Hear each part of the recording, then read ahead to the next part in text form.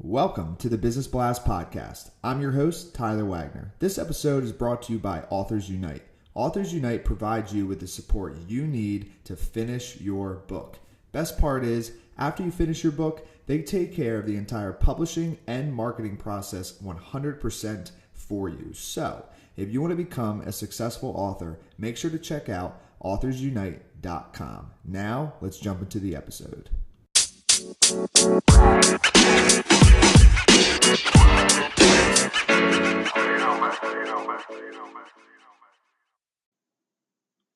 All right, everyone. Welcome back to another episode of the Business Blast Podcast. I'm your host, Tyler Wagner. Today, I have Elizabeth Shaw with us. She is a strategic events mastermind and author of the Optimist Manifesto. She and her company, Divine, guide organizations and leaders in using optimism and events for engagement and success. So welcome to the show. Thanks, Tyler. I'm happy to be here. Of course. Happy to have you on. So the first question we ask on the show, Elizabeth, is what is the best story from your life that has an underlying valuable message? So the best story from my life that continues to resonate to this day is when I just graduated from college. I was bright-eyed, optimistic young girl preparing to move across the country to Boston.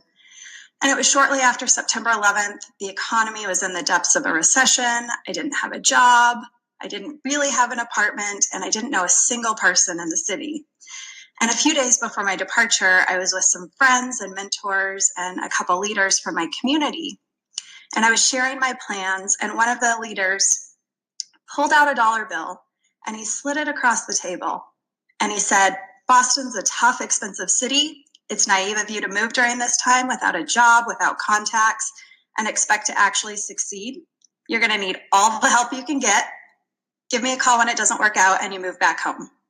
In that moment, my heart's racing with embarrassment. I'm like, my face is flushed with anger, but I didn't have a good response for him other than just that unwavering belief in myself and what was possible. Mm-hmm. And in that moment, I call it my dollar bill moment. That's when I learned there will be occasions in our life where we have to bet on ourselves.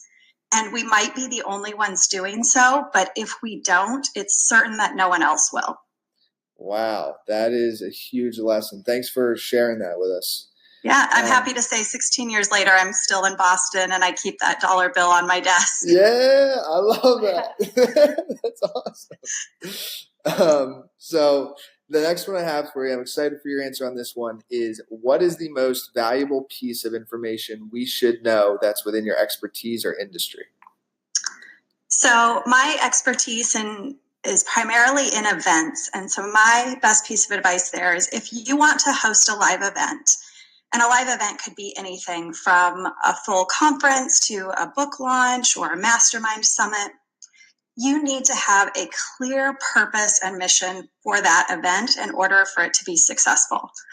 I have so many clients that come to me and say, I want to host an event because my peer or my competition is doing it, or they think it's a really lucrative way to make a lot of money. And while those are certainly justifiable outcomes in some way, events are really time intensive and they take a lot of energy. And if you're not clear on that purpose and mission for it, it won't be successful.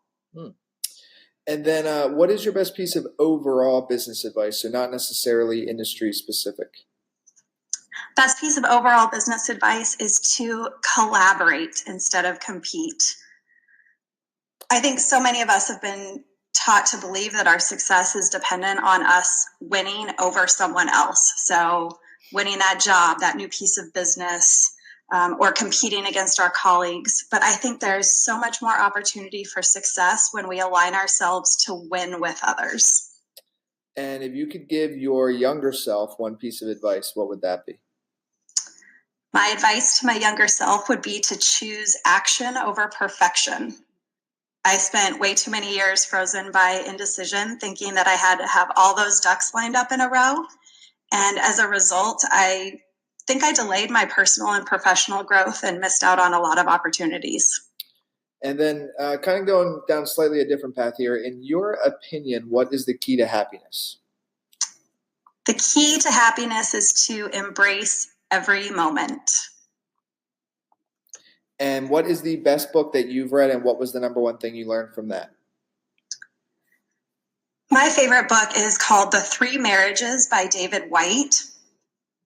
He's trying to help us reimagine our relationship with work, with others, and with ourselves. And what I learned from that is that striving for balance, which is such a key word and hot topic, actually keeps all of those things in tension with one another. So they're always competing with one another.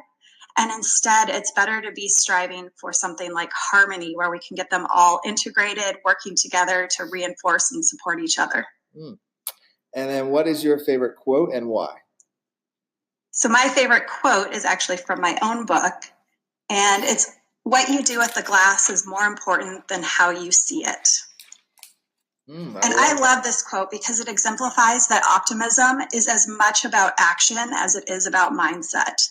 So often optimism is simplified into, are you a glass half full or half empty sort of person? But to truly live optimistically, you also have to be taking optimistic action. Amazing. Well, listen, thank you so much for coming on. The last one I have for you before we let you go is, where can our audience best find you online?